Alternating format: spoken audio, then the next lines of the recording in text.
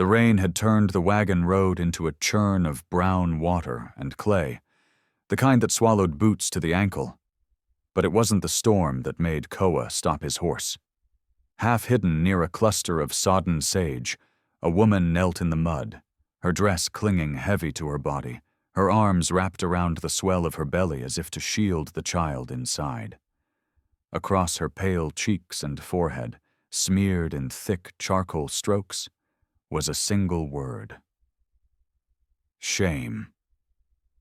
It bled into the rivulets of rain running down her skin, but the letters were still clear, damning, as if they had been carved there by the hands of the whole town.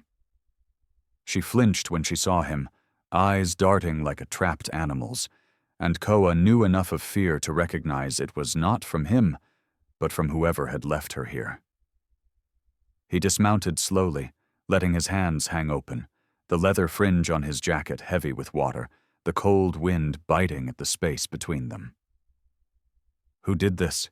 he asked, his Apache accent soft but unyielding. She shook her head, and a broken sob escaped her lips before she pressed them tight again, as if speaking might cost her life. Her knees were sunk deep, her skirts stained not only with mud but streaks of something darker. Blood, perhaps, or soot. A half-crushed basket lay beside her, its contents scattered, a loaf of bread smashed flat, a torn shawl, and a single carved rattle, now half buried in muck. Koa's gaze swept the road and the low rise beyond, searching for movement, for the men he suspected were still near enough to see her humiliation. The air was heavy with the smell of wet earth and wood smoke, the kind that lingered from campfires hastily doused, and he knew enough of men's cruelty to recognize the pride in this act. "You can stay there and die," he said finally, stepping closer. "Or you can stand and tell me whose lies you're wearing on your face." She looked up sharply, anger flickering behind the misery in her eyes, and he saw then that whatever had been done to her, she was not broken, only caged by something worse than chains. The rain intensified, cold and needling, soaking them both through, and without asking again, he crouched, sliding one arm beneath her knees and the other around her back. She gasped, twisting as if to resist, but her strength faltered, and in that moment she seemed to give up fighting him, her head falling against his shoulder. As he lifted her, the basket tipped fully into the mud, the rattle rolling to a stop against his boot. Koa picked it up without thinking, tucking it into his vest before leading his horse toward the shelter of the low pines. The mare's hooves splashed through the deep puddles, each step pulling them further from the place where she had been abandoned like refuse. Yet he could feel the heat of her shame in the way she kept her face hidden, as if any eye laid upon her might finish what her tormentors had started. He didn't know her name, her crime, or if the child she carried was the cause of her ruin. But he knew one thing. Whoever had marked her had done so to erase her voice, and he would not let them succeed. Somewhere beyond the ridge, thunder rolled low and steady, a warning that the storm was far from over, both in the sky and in whatever story this woman carried in her silence. The pines took the edge off the rain, but the wind still drove the cold into their bones, and Koa could feel the woman's shivers against his chest as he carried her deeper into the grove. He stopped beside a cluster of boulders where the ground rose slightly, a place where water would not pool, and set her gently on a bed of damp needles. She sat stiffly, hands gripping her skirt, her eyes fixed on the ground as though meeting his gaze might burn her worse than the charcoal on her face. He untied his saddle roll and drew out a thick wool blanket, shaking it free of the rain before wrapping it around her shoulders. She flinched at his touch, not in fear, but in the way someone flinches from kindness after too much cruelty, and he said nothing, letting her decide if she would speak. His mare stood tethered nearby, blowing steam into the cold air, the rattle he had taken from the mud still tucked in Koa's vest, its small weight a question he had yet to ask. He crouched before her, resting his elbows on his knees, and studied her face in the shifting shadows of the pines. "The mark on you," he said at last. "It's not from the rain. Someone wanted it seen." Her lips parted, but no sound came, only the quick flutter of her breath. "If you tell me, I can take you somewhere they won't follow," he pressed, watching for even the smallest crack in her silence.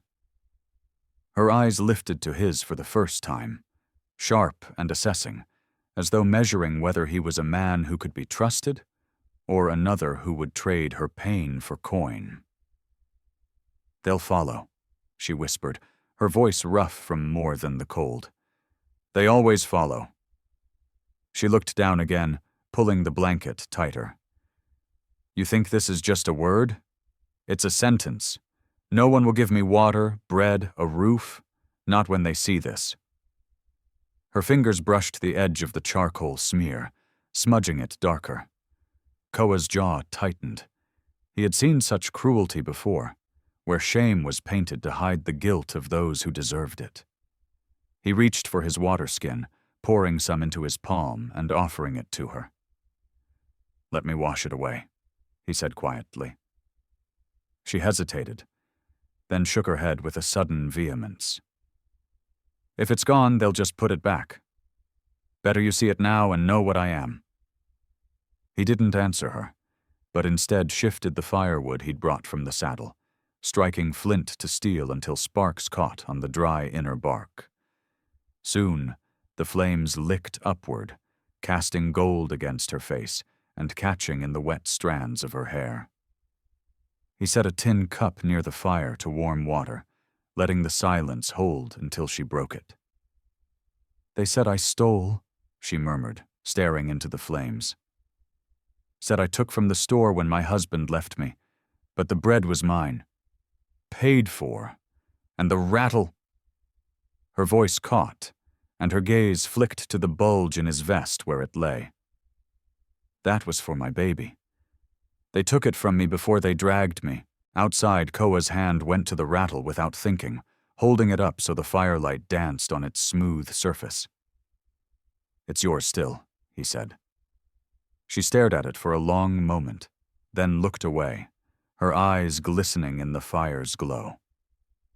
Beyond the trees, thunder growled again, and Koa knew the men who had left her marked and kneeling were not finished with her yet. Somewhere out there, they were waiting for the storm to pass. The fire's warmth had begun to soften the stiffness in her posture, but it hadn't eased the tight line of her mouth, and Koa noticed the way her eyes kept flicking toward the darkness beyond the pines, as if she expected shapes to emerge from it at any moment. The wind shifted, carrying with it the faintest creak of leather and the low thud of something heavy against wet earth, a sound too deliberate to be the random fall of branches. Koa's hand moved instinctively towards the knife at his belt, his body angling slightly to shield her from whatever was out there. "Stay close to the fire," he murmured, rising without sound, the soft earth muffling his steps as he moved toward the shadowed edge of the grove. The rain had slowed to a fine mist, and the moon broke through a ragged slit in the clouds, casting a dim silver sheen on the slope beyond. That's when he saw them. 3 figures at the crest, standing still against the pale sky, watching. Their outlines were blurred by the distance, but Koa could make out the tilt of wide-brimmed hats and the long barrels of rifles slung over their shoulders. They didn't move, not toward him, not away, just stood like sentinels waiting for something unseen to shift the balance. He returned to the fire without letting his pace quicken, crouching beside her again. "You said they always follow?" he said, his voice low. She didn't need to ask who he meant. Her breath hitched, and she pulled the blanket closer, curling in on herself. "They're here, aren't they?" she whispered. He nodded once. "Then you understand why I can't go with you. If I move, they'll make it worse." Koa studied her, the curve of her hand over her stomach, the slight tremor in her shoulders. Worse than kneeling in the mud with their word on your face? Her eyes glistened, but she didn't answer. The cup of warmed water was ready, steam curling into the air, and Koa dipped a cloth into it, wringing it out with slow, deliberate motions. "Let them watch," he said, leaning forward. "They can't stop me from cleaning it." She started to pull back, but his gaze held hers, steady, unyielding, until her hands fell to her lap. The first touch of the warm cloth made her flinch, not from pain but from the strangeness of being tended to. Each pass lifted more of the charcoal, revealing the flushed skin beneath, the marks thinning until the last letter faded into nothing. "What will you do when they come?" she asked, her voice barely above the hiss of the fire. "Depends on why they came," Koa replied, tossing the blackened cloth aside. "But I've never been fond of letting men decide another's worth." The tension between them was a thread pulled taut, each of them weighing the other against their private fears. From the ridge, the figures still hadn't moved, but Koa noticed one shift the rifle to his hands, the faint metallic click carrying farther than it should have in the damp air. He knew then they weren't just watching, they were preparing. He glanced toward his mare, already calculating how quickly he could get her mounted. "If I tell you the truth," she said suddenly, "will you still keep me?" The words were fragile, edged with desperation. "If you tell me the truth," he said, "you won't be alone in it." The fire crackled between them, the warmth pushing back the chill. But the night beyond was sharpening with intent, and Koa knew they didn't have long before the watchers decided to close the distance. The sound of the rain dripping from the pines seemed louder now, each drop punctuating the space between her breaths as she stared into the fire, gathering whatever courage she had left. Koa didn't rush her. He simply waited, knowing the truth would come only if she chose to give it. At last she spoke, her voice trembling but clear enough to cut through the wind. "I was married," she said, her gaze fixed on the flames. "Not for love, but for the roof it kept over my head. He was older, mean in ways that didn't always leave bruises. One night he came home from the saloon, eyes red, words slurring, and found me wrapping bread and meat to take to my sister's children. He said it was theft, that I was bleeding him dry. I told him it was mine to give. He didn't like that. The next morning I woke to hands dragging me from bed. Men I didn't know, their fingers like iron on my arms. My husband stood in the doorway, watching, smiling. He'd already told them I was a thief, a liar, a woman without honor. They pulled me to the street, made me kneel in the mud, and he pressed the word onto my face himself, smearing the charcoal until it bit into my skin." Her fingers went to her cheek, as if she could still feel it there, though Koa had washed it away. "They took my rattle," she continued, her voice breaking for the first time, "and I begged them not to touch it. They laughed, said I didn't need it where I was going. I fought until I couldn't, and then they left me there for anyone to see." The fire popped, sending a curl of smoke between them, and Koa saw her eyes glisten before she blinked hard and looked away. "My baby didn't make it," she said after a long silence. 2 nights before they marked me." Her voice was flat now, stripped of the fight it once had, but Koa felt the weight of it settle into his chest. He reached into his vest and set the rattle gently in her lap. "Then it's yours to keep," he said, his tone leaving no space for argument. She closed her fingers around it slowly, as though it might shatter. Beyond the circle of light, the figures on the ridge were gone, but Koa knew better than to believe they'd vanished. Predators rarely left without circling back. He stood, feeding more wood into the fire, letting the flames flare high to show he wasn't afraid. "You should sleep while you can," he said.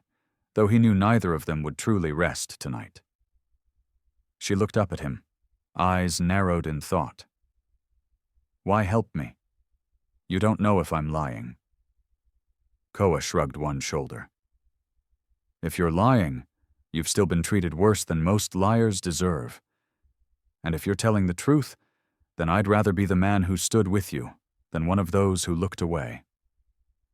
She studied him for a long moment, and something in her posture eased, just enough to show the fight wasn't gone entirely. He turned toward the dark again, listening to the night, the hiss of the dying rain, the occasional rustle in the underbrush that told him the watchers hadn't gone far. The scent of wet earth was heavy, almost masking the faint trace of smoke from another fire somewhere down the slope. Koa tightened his grip on his knife. Dawn was still hours away, and he had no illusions. They wouldn't wait until morning to make their move. The first warning was not the sound of boots or the crack of a twig, but the sudden silence of the grove, the kind that falls when every living thing goes still. Koa's head lifted, every muscle in his body tightening as his eyes cut to the slope. A shape broke from the ridge, then another, moving low and quick, their outlines swelling as they closed the distance. The woman's breath caught, and Koa was already moving, his hand closing on her arm as he pulled her to her feet. "Mount," he ordered, guiding her toward the mare tethered just beyond the fire's light. She hesitated only long enough to glance over her shoulder, and in that heartbeat, the first man burst into the clearing, his face hidden beneath the shadow of his hat, the gleam of a rifle barrel catching the firelight. "You've got something belongs to us," the man said, his voice rough with drink and arrogance. Koa didn't slow. He swung her up onto the saddle in one fluid motion, his own body between her and the threat. "She belongs to no one," Koa replied, his tone so cold it made the man take a half step back without thinking. But there were two more behind him now, their boots sucking in the mud, the acrid stench of stale tobacco rolling into the night. "You're making this harder than it needs to be, Injun," the second man said, spitting to the side as his hand dropped to the revolver at his hip. The third man's gaze slid past Koa to the woman, and a smile twisted his mouth. "Looks better cleaned up," he said, his words oiled with something that made her grip the saddle horn until her knuckles whitened. Koa's hand hovered near his knife, but he didn't draw. Not yet. "You had your chance," he told them, "and all you did was prove you're not fit to own even the name you carry." The first man's lip curled, and in the next breath all three moved at once, not toward Koa, but toward the mare. That was their mistake. Koa's blade flashed in the firelight, cutting the air between them, and before the nearest could blink, the tip was pressed against his chest, right over the place a heartbeat would falter. "Try it," Koa said, low enough that the words seemed to sink into the man's ribs. The other two shifted, hands twitching toward their guns, but the mare tossed her head, hooves striking the wet earth, forcing them to keep distance. "You can't keep her," the second man growled. The law, Koa cut in. "If you think any law worth speaking of will call what you've done justice, then you've never heard the word's true meaning." The man with the rifle shifted, eyes flicking toward the dark behind Koa, calculating something unseen, and Koa knew they weren't alone. More were waiting, maybe circling to cut off escape. The fire cast their shadows long and sharp across the clearing, dancing with each flicker, and Koa could feel the pulse of the woman's fear in the air like heat. "Ride south when I tell you," he murmured, without looking at her, and her small nod was all the answer he needed. The moment stretched, and then, with the speed of a striking hawk, Koa shoved the knife away from the man's chest and into the air between the others, buying a single heartbeat of confusion. "Now!" he barked, and the mare lunged forward, splashing mud as she tore into the night, Koa at her side, the shouts of the ridgemen snapping at their heels. The mare's hooves pounded against the sodden earth, each strike sending sprays of mud and pine needles into the darkness, the sound echoing between the trunks like a war drum. Koa ran beside her, his breath steady, every stride calculated to match the horse's rhythm, while his ears strained for the pursuit behind them. The men's shouts were growing sharper, closer, their words breaking apart into curses and threats, the clatter of hooves joining in as at least 2 mounted riders gave chase. The woman clung to the saddle horn, her body low against the mare's neck, her hair whipping back in the cold wind, eyes wide with the terror of being caught again. A branch snapped ahead, and Koa jerked left, leading them off the faint trail and into the deeper black of the pines where the moonlight barely touched the ground. The mare obeyed without hesitation, trusting his voice, even as the terrain turned treacherous with roots and hidden stones. Behind them, one rider misjudged the turn, a startled cry followed by the crash of wood and the dull thud of a body hitting earth. Koa didn't slow. He could still hear the others, and now there was a third sound, the distinct baying of hounds unleashed into the night. "They've got dogs!" the woman gasped, twisting to look back, but Koa's hand shot up in a sharp motion to keep her eyes forward. "Don't waste breath on what's behind," he said, his voice cutting through the wind. "The ground ahead will decide if we see another dawn." A low ridge rose before them, slick with rain, its slope tangled with brush. Koa grabbed the mare's reins, pulling her to a halt long enough to vault onto her back behind the woman.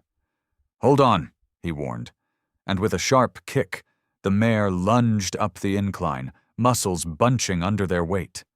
The hound's cries rose, wild and eager, until the night seemed filled with nothing else. At the top, the ground flattened briefly into a narrow shelf overlooking a steep drop into the gorge below, the black water of the river glinting faintly in the darkness. Koa swung down, tugging the reins to turn the mare along the edge, following the narrow deer path that would take them west toward the crossing stones. The air here smelled different. Wet stone, river moss, and the faint, acrid tang of a campfire not their own. His eyes swept the tree line ahead, catching the flicker of orange low to the ground. He crouched, hand raised, and the mare stilled beneath the woman as he moved forward on foot, every step soundless. The voices by the fire were low, unfamiliar, speaking in a dialect she didn't understand, but Koa caught enough to know these were not the ridge men. Traders, maybe, or drifters. Either way, strangers could be as dangerous as enemies in the wrong moment. He returned, lifting her down from the saddle without a word, his hands firm but quick. "We can't go through," he said. "Too much noise, too much light." He pointed to the far slope, where a tangle of fallen logs might hide their descent to the river without catching the camp's attention. But before they could move, the baying below shifted, the sound carrying upward on the wind, and Koa's head snapped toward it. The hounds had found their trail again, their voices echoing off the gorge walls like the warning of something inevitable. He met her eyes, his expression unreadable, then took her hand and pulled her toward the shadows, the mare following like a ghost. The slope fell away beneath them in a mess of slick leaves and hidden stones, each step a gamble between balance and the cold teeth of the drop below. Koa kept the woman's hand locked in his other arm guiding the mare's lead rope as the animal picked her way down with the instinct of something born to the wild. The hounds baying above twisted into a fevered chorus, the voices of the ridgemen cutting through with short, sharp commands, their tone telling Koa they were closing the gap fast. The woman's breath came in ragged bursts, her skirts catching on branches and briars, but she didn't complain. She only gritted her teeth and kept her eyes on the dim silver ribbon of the river far below.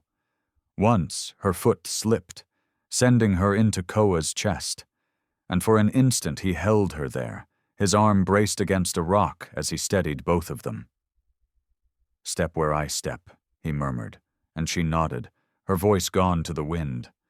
A rock tumbled away under the mare's hoof, clattering into the darkness before splashing into the water below, the sound swallowed almost instantly by the current. The noise made one of the hounds howl louder, as if signaling their exact location. Koa cursed under his breath and urged her forward faster, the gorge walls rising higher on either side until the night sky was only a narrow seam above them. At a bend, the path narrowed to a ledge no wider than the mare's shoulder, and he took the lead, pressing close to the cliff wall as he coaxed her across, his body shielding the woman from the drop. Midway, a sudden shout from above, too close, made her glance up just in time to see a shadow detach from the ridge, a man sliding down the slope in a reckless bid to cut them off. Koa reacted before the man could land fully, shoving the woman ahead and spinning back, his knife flashing in the dark. The two collided in a tangle of limbs and curses, Koa's blade slicing a warning line across the man's sleeve before the stranger lost his footing and tumbled into the rocks below, his cry fading under the rush of the river. There was no time to see if he lived. The others were almost on them. They cleared the ledge and hit the gravel of the riverbank, the mare dancing sideways at the sudden roar of the water. "Stones are under there," Koa said, pointing to a dark shape where the current foamed around half-submerged boulders. "We cross now, before they get line of sight." She hesitated, staring at the water's churn, her body stiff with the memory of chains and helplessness. "Trust me," he said, and something in his voice cut through the fear, enough for her to nod once. He stepped into the icy current first, boots finding the slick tops of the stones, guiding the mare after him, her hooves searching for purchase. The water slapped hard against their legs, numbing them instantly, the sound loud enough to drown the noise from above, until a single rifle shot cracked through the gorge, the bullet striking a spray of water inches from the mare's flank. She squealed, lunging forward, nearly unseating the woman, but Koa's grip held fast, his voice low and steady as he pulled them to the far side. By the time they reached the bank, the shouts were muted again, but the hound's cries carried over the water, relentless. Koa glanced upriver, reading the terrain, and then looked at her, his expression a mix of resolve and something unspoken. "We buy distance tonight, or we don't see morning," he said, and without waiting for an answer, led them into the deeper shadows of the gorge. The deeper they moved into the gorge, the more the world closed in, wet rock on one side, the hiss and roar of the river on the other, and above them only a sliver of night sky where the moon bled pale light into the darkness. The mare's breaths came in heavy clouds, her sides heaving, but she followed Koa's lead without resistance, her hooves sinking into sand and silt that muffled their passage.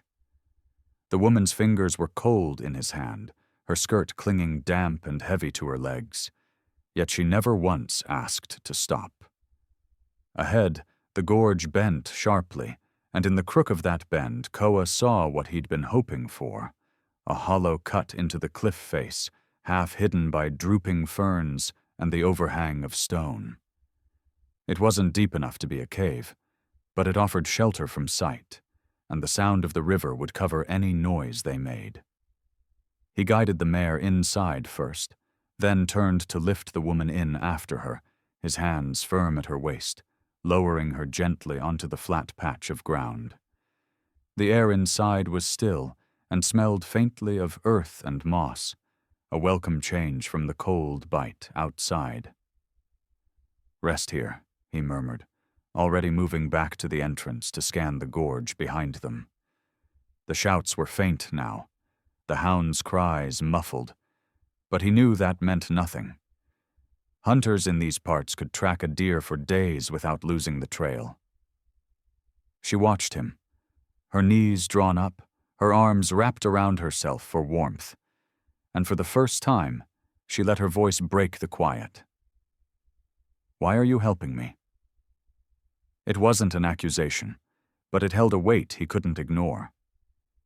He glanced at her, then back to the river, his jaw tightening before he spoke. "Because I've seen what they do to those they mark as shame." She looked down at her hands, tracing the faint charcoal smudge still clinging to her skin, and for a moment neither of them spoke. Then a soft whicker from the mare drew Koa's attention to the far wall of the hollow, where a narrow fissure ran up into darkness.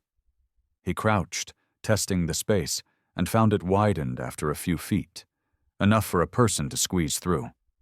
"There's another way out," he said quietly, glancing back at her. "If they find us here, we go up and through." She crawled closer, peering into the black gap, her breath catching at the thought of squeezing into such a space, but his steady gaze anchored her.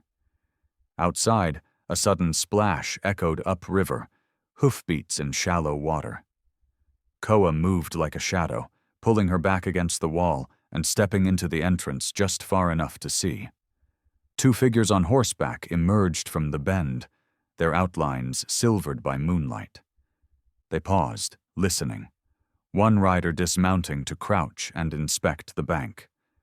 Koa's fingers closed around the hilt of his knife, but the mare stayed silent, her dark coat blending into the hollow's shadow.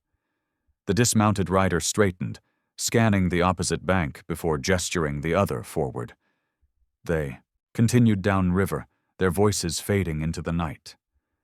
Koa exhaled slowly, then turned back to her. "We move before they circle back," he said, offering his hand. She took it without hesitation this time, and together they stepped from the hollow into the gorge's cold breath, moving swiftly along the bank with the water as their shield, the knowledge of pursuit sharpening every step. The gorge narrowed until the river consumed nearly the entire floor, forcing them onto a sliver of wet stone pressed against the cliff face, the mare's hooves slipping with each step as spray dampened the path. The current here was faster, the water snarling white between jagged boulders, and Koa's eyes swept the scene for any weakness in the rock that might betray their weight. Behind them, the sound came again, hoofbeats echoing strangely against the canyon walls, closer now, the voices of their pursuers sharper, carrying the confidence of men who believed they were tightening the noose.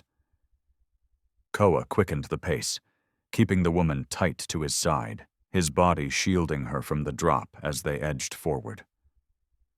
The mare's ears flicked nervously, but she obeyed each tug of the rope, trusting the steady pull of his hand. Up ahead, a massive tree trunk, stripped bare by floods, had wedged itself between the cliffs, spanning the torrent below. It was narrow, slick with mist, and tilted slightly under its own weight, but it was the only crossing before the gorge walls closed entirely. Koa stopped just short of it, scanning the far side. No movement. He turned to her. "Once we're on it, don't look down, don't stop. Keep your weight low. I'll lead, then bring the mare after." Her eyes widened at the sight, the rush of the water below like a living thing hungry for what might fall.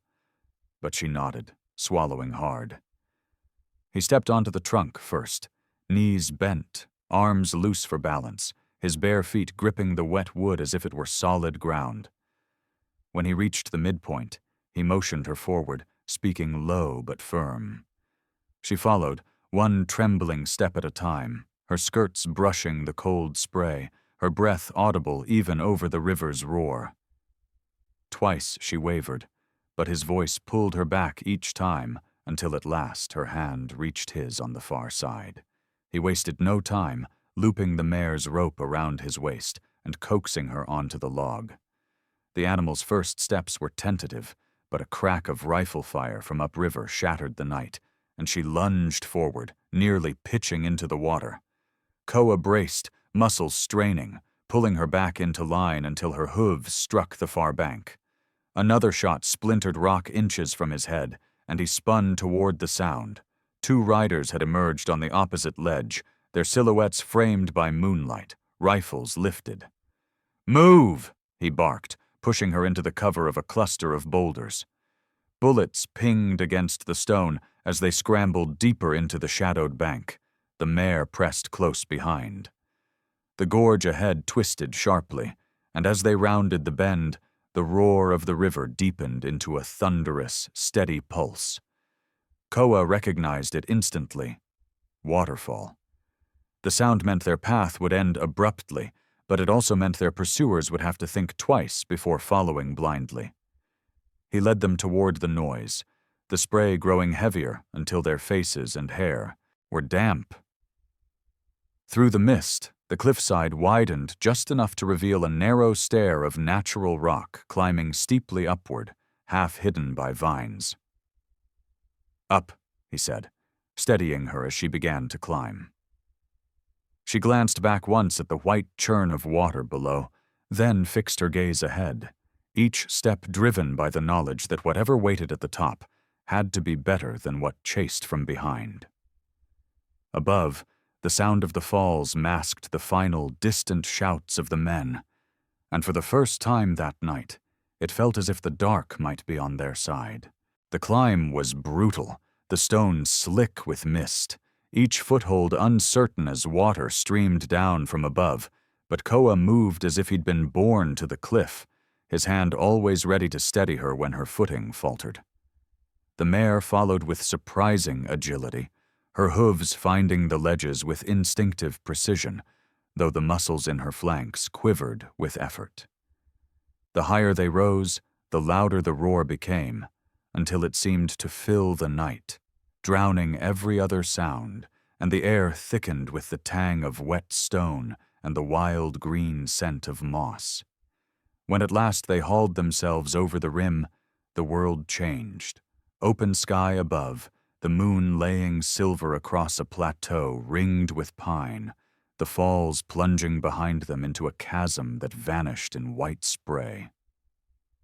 For a moment, there was only the sound of the water and their ragged breathing, the land before them empty save for the whispering trees.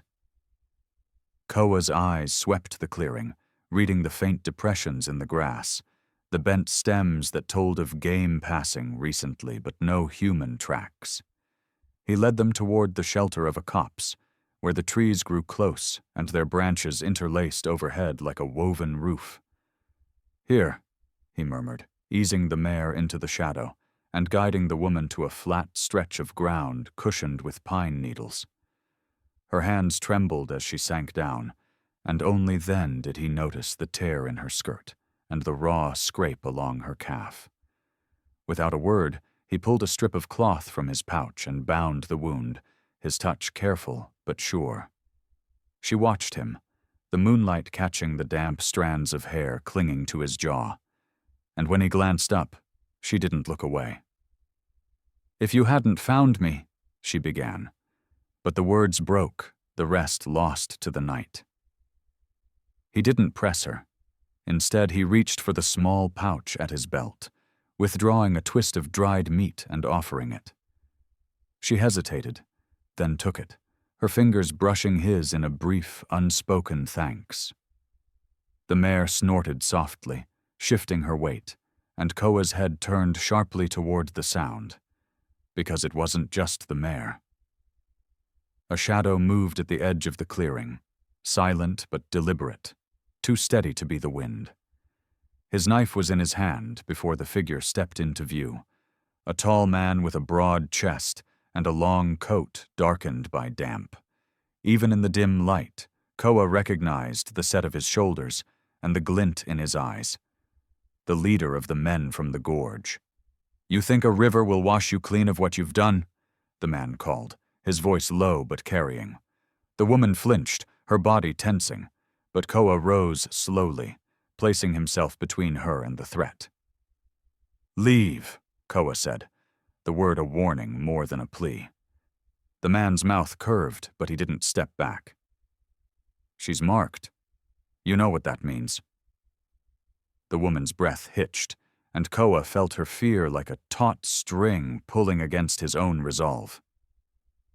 Behind the intruder, two more, figures melted from the shadows, rifles in hand. Koa's gaze flicked to the trees on their left, calculating distance and cover, then back to the man's face. The standoff stretched, the night holding its breath until Koa shifted his stance, not retreating, but ready to move, the moonlight flashing along the edge of his blade. "Not to me," he said quietly, and in that instant the plateau felt like the center of a storm waiting to break. The man's smirk tightened into something colder, his boots pressing into the pine needles with slow, deliberate steps as the other two spread out, cutting off any path toward the trees. Koa could hear the waterfall behind them like the pounding of blood in his ears, a reminder of how little ground lay between safety and the drop.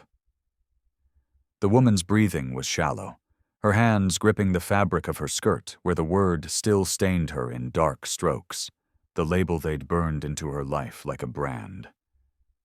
"Step aside, warrior," the man said, voice edged with command, "unless you want her fate to stain you too." Koa didn't move. His gaze didn't waver. Instead, he angled his body so the moonlight caught the curve of his blade, letting them see the readiness in his stance. "You'll have to come through me," he said, each word measured, heavy. The man's eyes flicked to the rifleman on his left, a silent order passing between them, and in the heartbeat that followed, the world seemed to contract.